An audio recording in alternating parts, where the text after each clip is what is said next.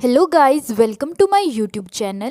I am Tanu. I hope you all are doing well. So in this video, we will study about mouth or oral cavity. In our previous video, we have studied about introduction of digestive system. So without any further ado, let's get into the video. So let's study about mouth. Mouth is oral cavity और buccal cavity. जो mouth है वो एक oral cavity है और buccal cavity है. ये Oval shaped cavity होती है जो कि स्कल के अंदर प्रेजेंट होती है. माउथ और oral cavity is bounded by muscles and bones. जो माउथ या तो जो ओरल कैविटी होती है उसके चारों तरफ मसल्स और बोन्स होते हैं. It lines throughout with mucus membrane. जो माउथ की जो लाइनिंग होती है वो म्यूकस मैम्ब्रेन की बनी होती है और जो म्यूकस मैम्ब्रेन होती है वो small mucus secreting glands produce करती है ताकि जो माउथ है वो ड्राई ना हो और मॉइस्ट रहे. Now we will study about parts of mouth और oral cavity.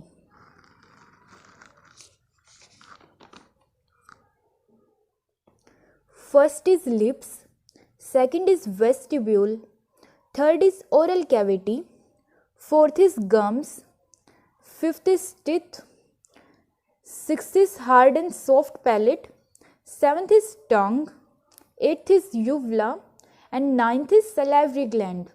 We will study about salivary gland in our next video because this is very important topic. So guys, as you can see in this diagram, this one is lips, these are teeth, this is hard palate. Hard palate is present anteriorly. अगर आप अपनी टंग को ऊपर की तरफ touch करेंगे तो आपको एक हार्ड सरफेस फील होगा जिसको हार्ड पैलेट कहते हैं. This is soft palate. Soft palate posteriorly present होती है. This one is palatine tonsils. Here tongue is present and tongue contain voluntary muscles. जो voluntary muscles होती हैं वो हमारे कंट्रोल में होती हैं. जो involuntary muscles होती हैं वो नहीं होती हमारे कंट्रोल में. यहाँ पे पेपिलाई ऑफ टंग प्रेजेंट होती हैं. जो पेपिलाई होती है वो टेस्ट बर्ड होती हैं. इसमें सेंसरी रिसेप्टर्स प्रेजेंट होती हैं for the sense of taste. ये यूवला होता है. ये मसल्स का फोल्ड होता है. ये हैंग करता है सॉफ्ट पैलेट के बीच में. दिस इज जिंजिवा और gums. Now let's study about its parts in detail.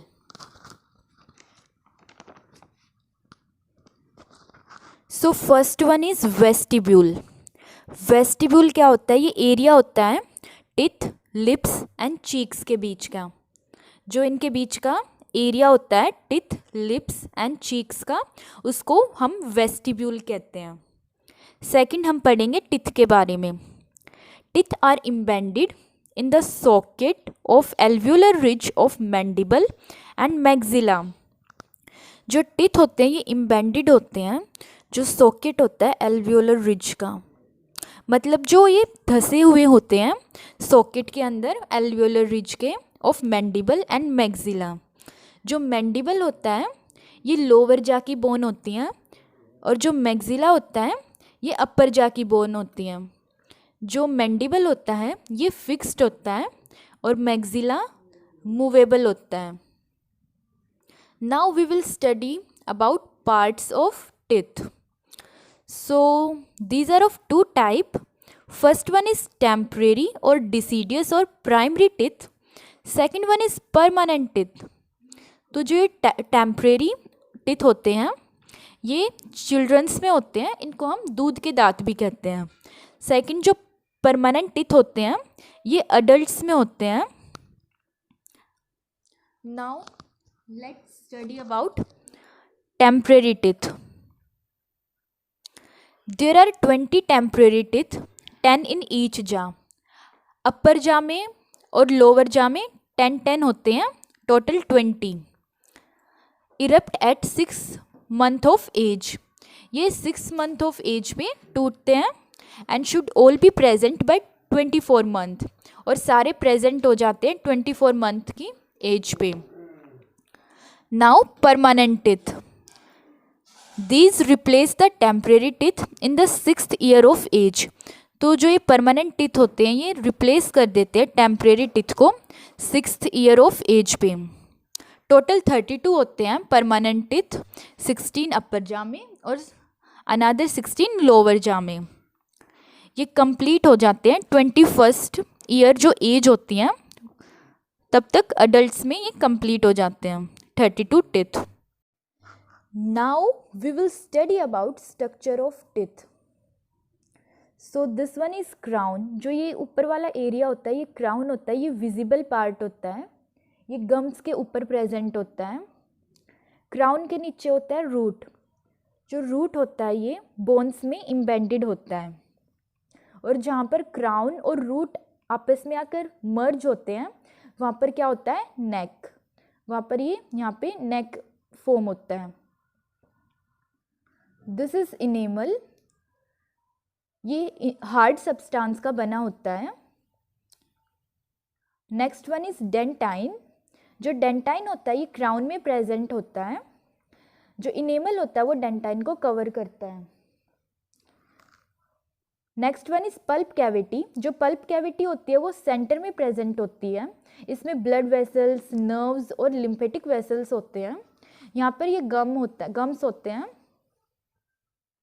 Next is cementum, जो सीमेंटम होता है वो डेंटाइन को कवर करता है और ये रूट में प्रेजेंट होता है,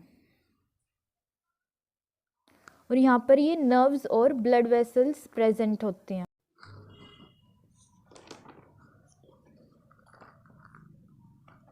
As you can see, first one is crown, जो क्राउन होता है वो विजिबल पार्ट होता है अबव गम्स, गम्स के ऊपर प्रेजेंट होता है।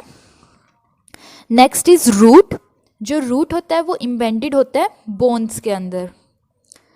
जो नेक होता है वो एक नैरो रीजन होता है, जहाँ पर क्राउन और रूट आपस में आकर मिलते हैं वहाँ पर नेक होता है।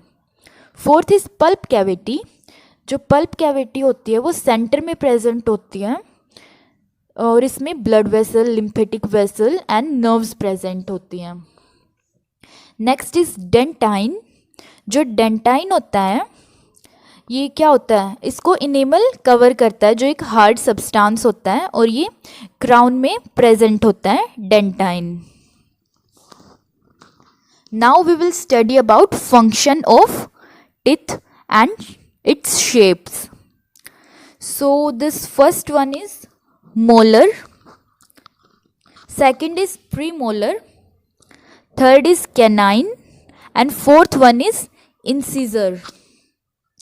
तो इनका क्या फंक्शन होता है, इंसिजन और जो कैनाइन होते हैं ये कटिंग और बाइटिंग के लिए होते हैं, और प्रीमोलर्स एंड जो मोलर होते हैं वो फूड को च्यू करने में हेल्प करते हैं। तो क्या होता है, टिथ की 4 शेप्स होती हैं, molar, premolar, canine and incisor. Molar और प्रीमोलर फूड को च्यू करते हैं, कैनाइन एंड इंसिजर फूड को कट करने में और बाइटिंग में हेल्प करते हैं। So guys, now we will study about tongue. Tongue is composed of voluntary muscles. जो टंग होती है वो वॉल्यूंटरी मसल्स की बनी होती हैं।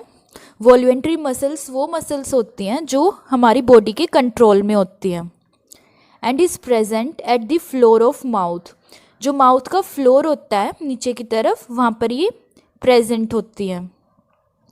It is attached to hyoid bone at the base, और बेस पे ये हायोइड बोन के साथ अटैच्ड होती है। And by a fold of its mucous membrane frenulum, एक फोल्ड होता है म्यूकस मैम्ब्रेन का जिसको फ्रीनुलम कहते हैं, उसके साथ ये अटैच्ड होती है to the floor of mouth.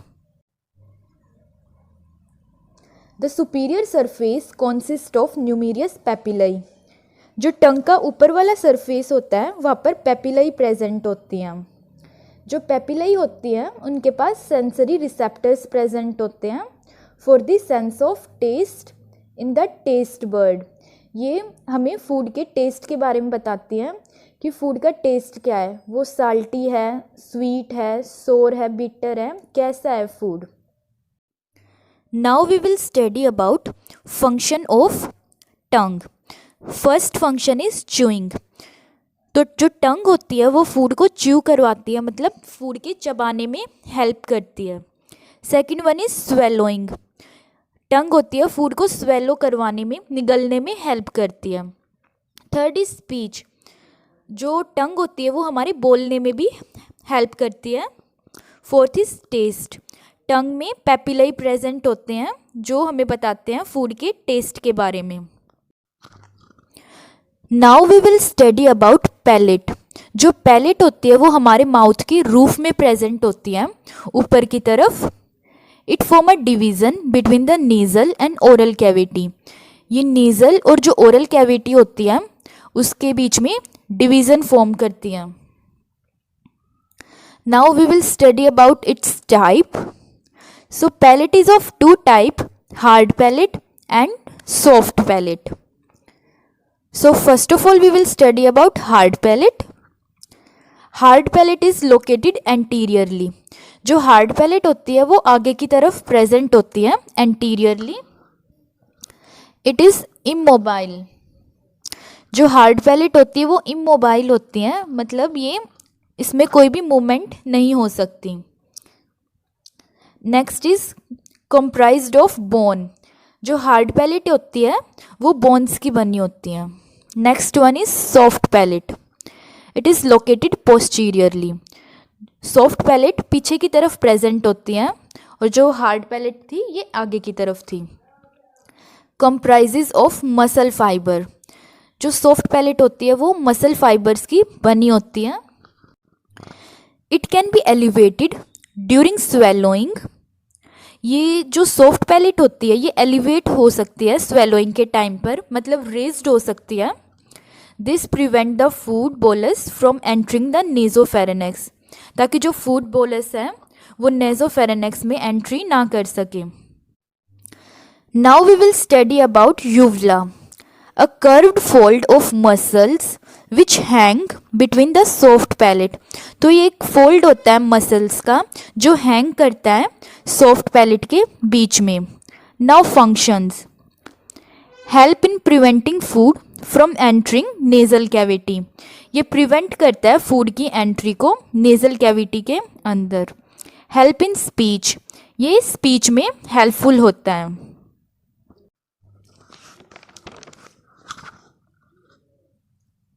So guys, in our next video we will study about salivary gland, and it is very important topic. And in my previous video I have explained about anatomy and physiology of digestive system. If you haven't watched that video, you can check it out. And thank you for watching my video. And if you really liked my video, then don't forget to like and subscribe to my channel.